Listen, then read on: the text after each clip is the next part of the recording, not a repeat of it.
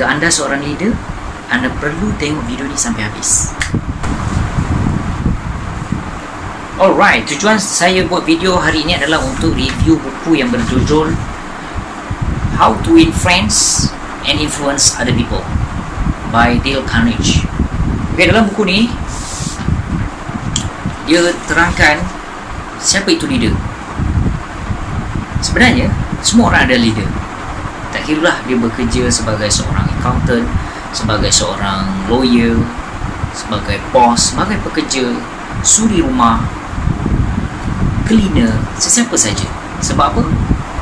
Sebab apa leader? Leader adalah orang yang deal dengan orang lain. Leader adalah kita. Kita setiap hari deal dengan orang lain.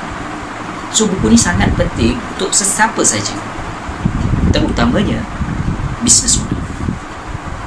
Okay, so cabaran sebagai seorang leader adalah berhadapan dengan kerena tingkah laku orang lain. So kita seringkali, kebiasaan kita seringkali komplain, seringkali menyalahkan orang lain, seringkali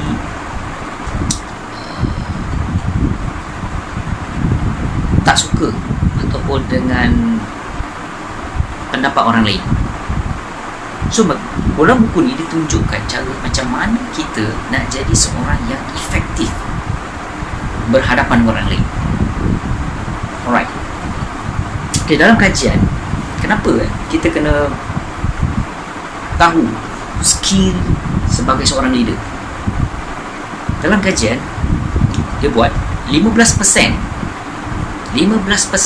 untuk berjaya sebagai apa-apa profession adalah dengan technical knowledge dalam bidang tersebut. Contoh doktor, dia kena mahir dalam bidang technical knowledge, asal doktor lah, accountant, lawyer, engineer. So apa lagi 85%? 85% adalah leadership skill. So ini menunjukkan ilmu leadership sangat penting. Okay, so apa yang dalam buku ini beritahu, seorang leader tugas dia adalah untuk change attitude from bad to good habit. So daripada good habit, mereka akan dapat dorong untuk mencapai goal ataupun matlamat. So dalam buku ni ada 4 bahagian yang agak panjang untuk kita faham. Dan daripada 4 ni ada 30 prinsip ataupun skill ataupun rahsia yang seorang leader perlu tahu, yang perlu ada untuk influence orang. So saya nak bantu anda. Daripada 30 ni, saya ringkas kepada 2 saja. Apa dia? Pertama, learn how to speak effectively. Belajar bagaimana cara untuk berkomunikasi secara efektif. Macam mana? Kita kena tahu apa yang orang lain suka. Orang lain suka pujian.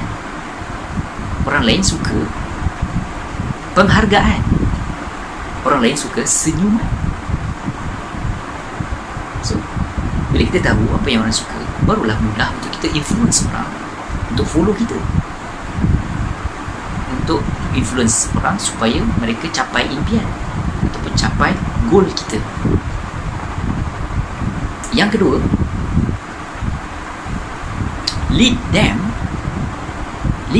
to get what they want. Kita kena tahu apa yang diorang nak. Contohnya seorang bos, kita kena tahu apa yang pekerja kita nak.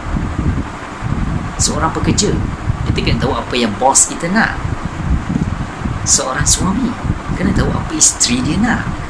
Dan seorang isteri, dia kena tahu apa yang suami dia nak. Ibu bapa kena tahu apa yang anak-anak dia nak. Dan business owner mestilah kena tahu apa yang customer dia nak. So bila kita dah tahu, kita tunjukkan cara, bagaimana cara dia nak dapat apa yang dia mahu. mereka akan rasa happy, gembira, barulah mudah untuk kita influence supaya diorang follow apa yang kita nak. That's a big secret. So last sekali, saya nak reply kepada seorang friend saya yang tanya dalam Facebook hari tu, ataupun dia komen tak habis, susah nak baca buku ni. Baca buku ni, memang buku ni tebal. Contoh yang macam buku ni, Jejak Bisnes Rasulullah ni, tebal kat 300 page, kat 400 page. So bagaimana cara saya nak tunjuk macam mana tips untuk mudah habis ataupun hadam buku adalah dengan cara kita first step, dia ada 4 step. First step, kita terus pergi ke part ujung sekali, part sinopsis, part ujung kita baca. Jangan kita baca sikit dalam 2-3 buku surat, kita pergi ke part depan sekali, pembuka kata, ataupun part yang dia beritahu sebab apa penulis ni menulis buku ni, kita kena tahu. So itu step yang kedua. Step yang ketiga, kita pergi balik part yang belakang. So di part depan, belakang, kita akan dapat relate kan apa sebenarnya message ataupun idea yang penulis buku ni nak. Bila kita dapat idea apa yang sebenarnya penulis nak, barulah kita boleh tanya how and why important. Dan kita cari dalam isi kandungan ni, kita cari kat mana part yang dia ceritakan pasal how to apply that idea, how to know the message. And yang kedua, kita kena tahu why important, kenapa penting idea tersebut, kenapa penting message tersebut, kenapa penting perkara tersebut. Itu saja. Kita tak perlu baca tebal-tebal ni. Kita perlu tahu apa yang kita nak sebenarnya dalam buku ni, apa yang kita nak. Bila kita dah tahu idea dalam buku ni, kita dapat relate apa yang kita nak. So kita cari hanya part-part yang kita nak saja. Contohnya kita seorang business owner, so kita cari part untuk business owner. Contohnya kita seorang boss, kita cari part yang how to untuk seorang boss. Kita cari part yang pekerja, kita cari how to untuk seorang pekerja. It's all on you. Kamu nak apa dalam buku? Semua buku konsep dia sama.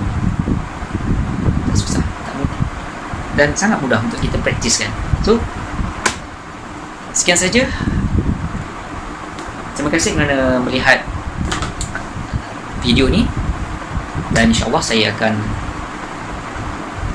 kongsikan dengan kisah ataupun buku-buku lain untuk manfaat anda semua. Jika anda jumpa manfaat dalam buku ni, boleh share, boleh komen, ataupun sebaliknya, jika anda jumpa perkara yang perlu saya perbaiki, boleh komen, boleh message ataupun sebagainya. Sekian saja. Assalamualaikum. Jumpa lagi.